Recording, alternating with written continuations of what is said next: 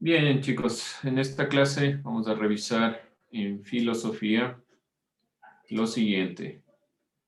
Título: Falacias y paradojas como ejercicios válidos de razonamiento. Vamos a ir puntualizando a qué se refiere directamente una falacia, una paradoja. Como les mencioné la anterior semana, y espero mandarles hoy todos los organizadores gráficos, así que de eso no se preocupen. Dejamos nuestra hoja de lo que es para el organizador y ya deben tener su carátula. Ya les voy a pedir que suban para estar al tanto de que estamos haciendo no las carátulas y eso sería lo que vamos nosotros a revisar. Esta es una segunda parte de lo que es la lógica. He intentado dividirla, este ámbito de la lógica para que no sea tan pesado. En teoría debíamos revisar más sobre el ámbito de la lógica, pero sí nos toma tiempo porque es algo que no hemos estado todo el tiempo revisando, todo el tiempo viendo. Así que en esta segunda parte, que será una segunda parte sobre lo que se refiere a la argumentación y la construcción del discurso lógico, vamos a ir revisando lo que son falacias, paradojas, vamos a ver las diferentes falacias de la argumentación, vamos a revisar propiamente lo que es un razonamiento ya propiamente lógico de lo que es la lógica simbólica y estaremos trabajando en base a esta perspectiva. Entonces es importante que vayamos sacando conceptos. Esta clase, como se trata de las falacias y paradojas como ejercicios válidos de razonamiento, vamos en una primera instancia a definir qué es una paradoja. ¿Alguien ha escuchado? Aquí está la definición, pero ¿alguien ha escuchado en algún contexto paradoja? ¿Ha oído? ¿En qué tipo de contextos se utiliza la palabra paradoja? ¿O no han escuchado esta palabra nunca? ¿No han escuchado paradojas? ¿Alguien? ¿Alguna idea? Paradoja. Nadie ha escuchado la palabra paradoja. ¿No? Bueno, vamos entonces más aún bajo lo que les puedo observar que no han escuchado la palabra paradoja, tenemos que sobre todo dar énfasis. Recuerden que lo último, y antes de continuar, que nosotros observamos fueron las reglas de la conformación de silogismos. Vimos cómo se dan los silogismos, cómo se conforman los silogismos válidos en cada una de sus figuras. Hemos cerrado lo que es la conformación de esta lógica propiamente aristotélica y vamos a ir ya contraponiendo con lo que son las falacias y las paradojas, sobre todo con las falacias y a la conformación de la lógica como tal. ¿Qué es una paradoja? Paradoja, como ustedes pueden observar, viene del griego paradoxa, que significa contrario a la opinión. Simplemente contrario a la opinión podemos decir que es una paradoja. En este sentido, una paradoja significa algo que se contradice a lo que la opinión común o a lo que los sentidos nos manifiestan. ¿Qué es, por ejemplo, una paradoja? Ese es un cuadro de la escalera de Escher, donde ustedes pueden ver que hay diferentes dimensiones, que hay gente que a la vez está subiendo o está bajando, lo que nosotros llamamos ilusiones ópticas. Eso es una paradoja, algo que se va en contra del sentido común. Una paradoja ofrece una visión asombrosa de las cosas y su elemento central es la contradicción. Entonces, ¿qué es lo puntual de una paradoja? La contradicción. Anoten esta parte de la definición. Paradoja viene del término griego paradoxa, que simplemente significa contrario a la opinión. ¿Sí? Esta perspectiva que ustedes pueden observar aquí. Eso entendemos por paradoja. Entonces aquí podemos nosotros ir puntualizando esta perspectiva. ¿Cuál será el objetivo principal de estas clases que aquí devienen? Una paradoja, como es contraria a la opinión, por lo general nosotros vamos a entender que una paradoja es algo que se va en contra de la lógica. Una falacia es una forma de argumentar incorrectamente. Se le conoce también o se le relaciona con el término de mentiras, es decir, algo que se va en contra de lo propiamente lógico. Vamos a ver cómo el pensamiento puede irse contraponiendo a las perspectivas para ir tratando sobre todo de estructurar nuestra mente para evitar errores del pensamiento, evitar la mala utilización del lenguaje cuando llegamos a definir o a concluir cosas que no tienen sentido. En esta primera parte vamos a ver la utilización de las paradojas en ejercicios válidos de razonamiento, que son en razonamiento son válidos, pero que tienen este problema de que se van en contra de la opinión, de lo que nosotros conocemos. Algo que se considera paradójico cuando desafía las expectativas de lo razonable, como les mostraba yo aquí, es algo que se contrapone a la perspectiva común. No hemos visto en ningún plano esta visión de que puedan existir todas las dimensiones y todas las posibilidades en un mismo plano. Eso es una paradoja. Einstein, para explicar la relatividad del tiempo, utiliza una paradoja. Einstein señala el caso de unos gemelos. Cuando son bebés, uno de ellos es llevado al espacio en un viaje de varios años luz, mientras que el otro se queda en la Tierra.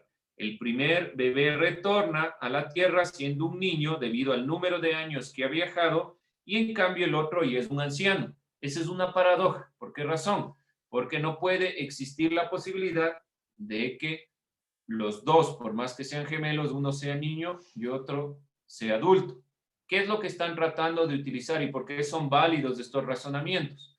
Porque principalmente se utilizan las paradojas para hacer o realizar explicaciones. Ya vamos a ver la paradoja de Zenón, que es uno de los grandes pensadores griegos. ¿Dudas, preguntas, inquietudes? Listo, entonces no se olviden, definición de paradoja, anotarla, tenerla puntualizado. Si a alguien le faltó, no copió, aquí está. Definición de paradoja. ¿Sí? Contrario a la opinión. ¿En dónde encontramos las mayores paradojas? En el lenguaje, en la literatura. Y sobre todo en explicaciones, como la de Einstein, para explicar la teoría de la relatividad. Bien, ahora ya tenemos la definición de paradoja. Vamos con la definición de falacia. Yo ya les decía, deben haber escuchado alguna vez este término, sobre todo en lenguaje. ¿Qué es una falacia? ¿Qué es una falacia?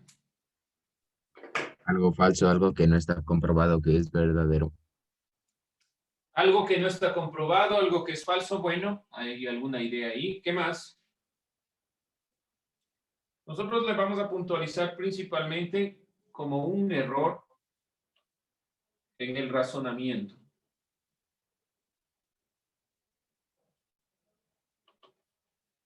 Eso es una falacia, un error en el razonamiento. Sin embargo, ese error no suele ser tan evidente y el problema principal es que a veces nosotros, y sobre todo en política, se utilizan mucho las falacias para convencer. A veces esos errores en el pensamiento no son tan claros y la lógica ha intentado estructurar estos errores del pensamiento para que sean más accesibles y que se puedan comprender como tales. Una de las tareas de la filosofía es contribuir al descubrimiento de estos engaños del pensamiento. Como les decía, falacia también se relaciona con engaño, con mentira. Es una forma por la cual yo llego a una conclusión que carece de sentido. Es un error en este razonamiento. Y el objetivo de la filosofía también es encontrar estos errores.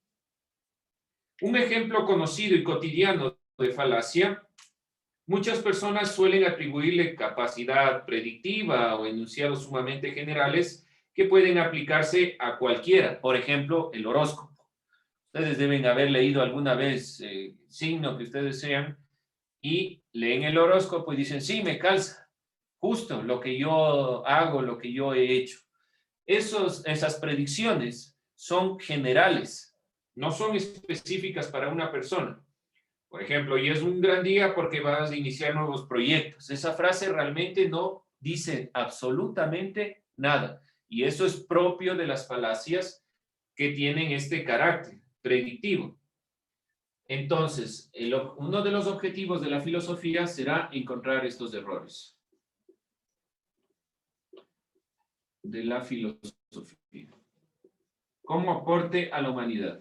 Por lo tanto, si nosotros decimos, ¿cuál es uno de los aportes que tiene la filosofía? También es encontrar errores en el razonamiento, es decir, descubrir falacias. Hemos visto que es una paradoja, propiamente algo contrario a la opinión, y que es una falacia. Si nosotros vemos también, por ejemplo,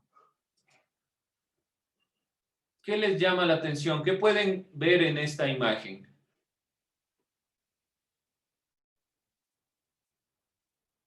¿Qué pueden encontrar en esta imagen? A dos personas. Sí, ¿qué pueden encontrar más allá de esas dos personas? ¿Qué hay ahí oculto? Un mapa mundi. ¿No? ¿Qué hay ahí oculto? ¿Alguien más? Una calavera. Una calavera, muy bien. Este es un tipo de paradoja, que es una de las utilizaciones de la matemática. La matemática ha utilizado muchas veces las paradojas, sobre todo en geometría, para comprender la realidad. También, ya vamos a ver, como les digo, la paradoja de Zenón, de Elea, y sobre todo para confundir. Esta técnica que se llama anamorfosis permite ocultar elementos dentro de otros. Entonces están dentro de los planos también utilizadas las paradojas en este sentido. Vamos nosotros a continuar visualizando las falacias en las clases que vienen posteriormente. Hoy nos vamos a centrar un poco en las paradojas, que ya hemos visto algo. Ustedes ya han visto algo sobre lo que es realmente una paradoja. Vamos a ver las paradojas en la filosofía clásica. Paradojas en la filosofía clásica. Como les dije, han utilizado para explicaciones en diferentes sentidos. La paradoja también tiene un sentido explicativo, como el de Einstein, en la explicación de la relatividad, o propiamente de la relatividad en cuanto al tiempo. Pero los filósofos son los primeros que han utilizado las paradojas como explicaciones, y en la antigua Grecia, Zenón de Elea es uno de los primeros filósofos que utiliza esta perspectiva en el siglo V antes de Cristo, que se destaca por el empleo de estas paradojas para transmitir su pensamiento. Zenón fue discípulo de Parménides. Por lo tanto, ¿y alguien recuerda cuál era el arjé para Parménides? El origen y principio de todo para Parménides. ¿Alguien se acuerda? Origen, principio para Parménides, búsquenlo. El ser. El ser. Entonces, ¿qué va a estar estudiando de todos modos Zenón? ¿Cómo funciona la realidad? ¿Cómo son las cosas? ¿Cómo es el mundo? Discípulo de Parménides, que estudia principalmente el ser, quiso demostrar que los sentidos no son una buena vía para demostrar la verdad. Entonces, Zenón, así como también posteriormente serán ideas ya propias de la filosofía de los clásicos que están dentro de esta misma visión, dentro de este mismo tiempo, los sentidos engañan. ¿Quién planteaba esto también en los filósofos clásicos? Platón. Platón. Por lo tanto, estamos dentro de esta visión, pero utiliza las paradojas para demostrar elementos que a la vista parecen válidos y que en realidad en la conformación del pensamiento se demuestran que no fueron tan reales como los sentidos nos mostraban. Los sentidos no son una buena vía para demostrar la verdad.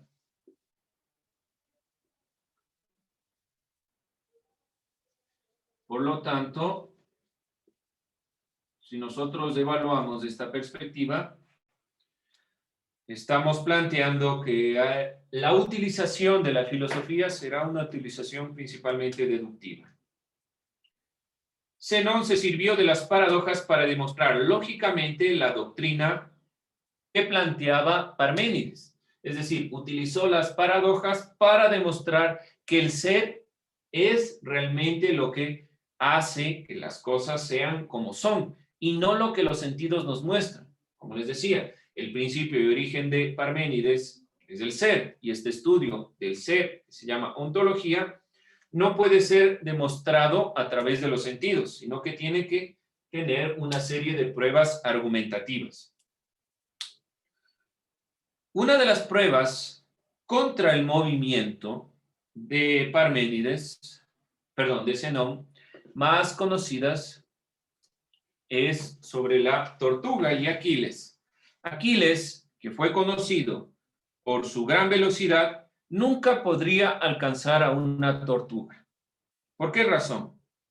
¿Por qué creen ustedes que dice Zenón esto? Nunca, miren la distancia a la que sale. Supongamos que Aquiles corre una velocidad 10 veces superior a la que la tortuga y que ella ha avanzado 100 metros, como ven aquí. Cuando Aquiles haya recorrido esos 100 metros, la tortuga habrá recorrido otros 10 metros.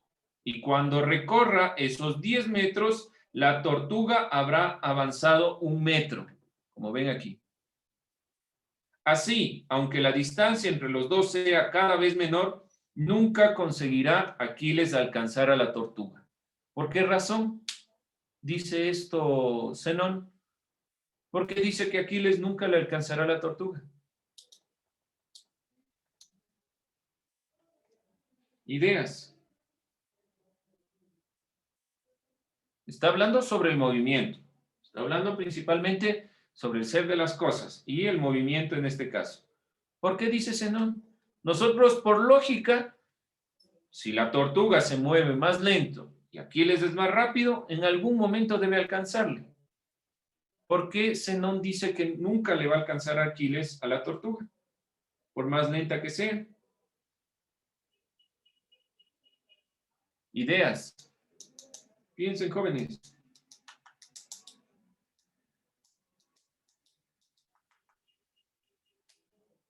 ¿Por qué dice esto Zenón? Miren la imagen. Porque la tortuga está adelante, o sea, está adelante. Está adelante, ya, bueno. ¿Por qué más? Otra idea. Porque la tortuga tomó ventaja. Pero miren, la ventaja se acorta. ¿Sí ven?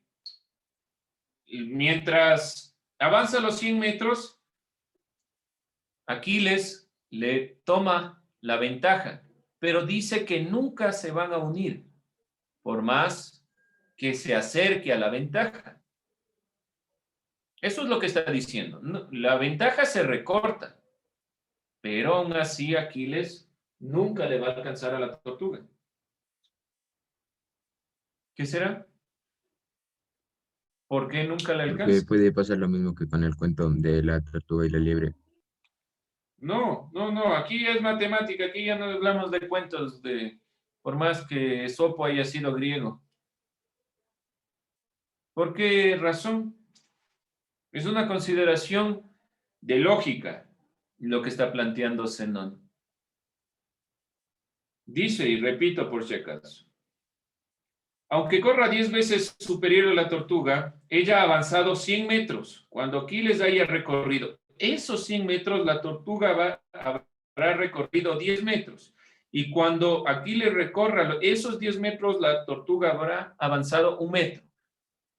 La tortuga también se está moviendo. Mientras la tortuga se siga moviendo y siga avanzando, ese trecho que avanza sigue siendo superior al trecho que tiene que avanzar. Es decir, que Aquiles tiene que avanzar lo que avanzó la tortuga más lo que está él avanzando. Eso es lo que está mostrando Zenón. Por lo tanto, no le va a alcanzar, porque por más lenta que sea, sigue en movimiento y sigue teniendo una ventaja en relación a lo que está Aquiles a su distancia. Esto es en cuanto al movimiento. Zenón estaba demostrando el movimiento. Además, Zenón plantea, en cuanto al movimiento, esta perspectiva en una paradoja. Trata de mostrar una paradoja. ¿Por qué es una paradoja? Porque está en contra del sentido común, en contra de la opinión. ¿Qué hubieran dicho ustedes? Si Aquiles va más rápido, es evidente que le va a alcanzar a la tortuga. Pero bajo la perspectiva del movimiento, no llega a darse esta consideración. El empleo de la paradoja es una estrategia útil del pensamiento para comunicar o defender ideas. Es una forma por la cual nosotros podemos utilizar las paradojas para explicar la realidad.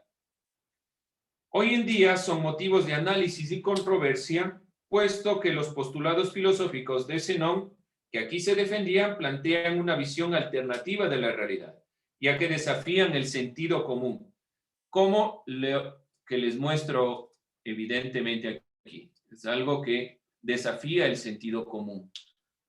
Cada uno de los cuadros que ustedes pueden evidenciar de este autor, Escher, son elementos que desafían la perspectiva, que desafían el sentido común y nos permiten visualizar la realidad de una forma diferente, con una conformación diferente. ¿Dudas, preguntas, inquietudes? ¿Claro lo que es una paradoja? ¿Sí? ¿No? Listo. Entonces, el uso de las paradojas nos permiten principalmente exponer ideas.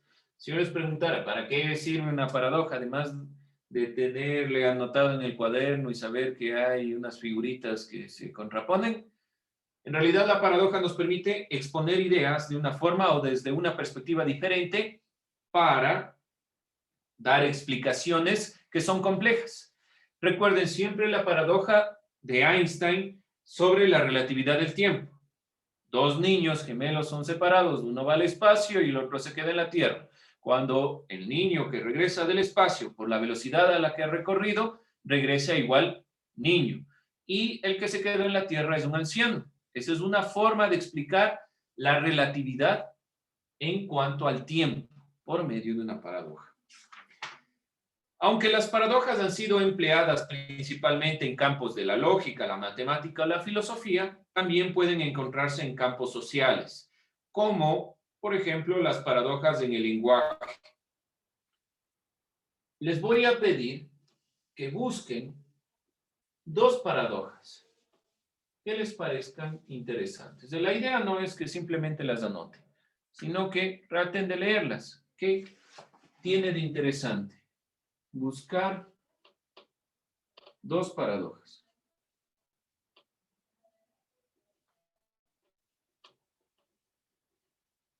¿Qué tienen de interesante estas paradojas? ¿Qué tratan de explicar?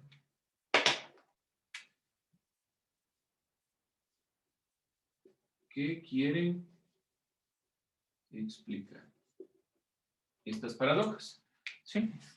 Con eso estamos cerrando esta perspectiva de lo que es paradoja para entrar directamente a las falacias y al final estaremos preguntándonos cuál es la diferencia entre una falacia y una paradoja. Por ahora me interesa que busquen esta idea. Dígame. ¿Tienen que hacer fotos o también puede ser tipo frases? Como quiera. Pueden ser frases, pueden ser imágenes. Yo preferiría que sean frases, para que sea mucho más sencillo tenerlo, porque las imágenes se complican y además es sencillo verlo en el internet. Preferible una frase o un argumento como el de Einstein, ¿sí? Preferiblemente argumentos, porque nosotros en filosofía no vamos a trabajar directamente con imágenes, sino vamos a trabajar con argumentos. Entonces es fundamental que ustedes sepan identificar argumentos. Listo. Con eso terminaríamos la grabación. Les tomo lista nomás.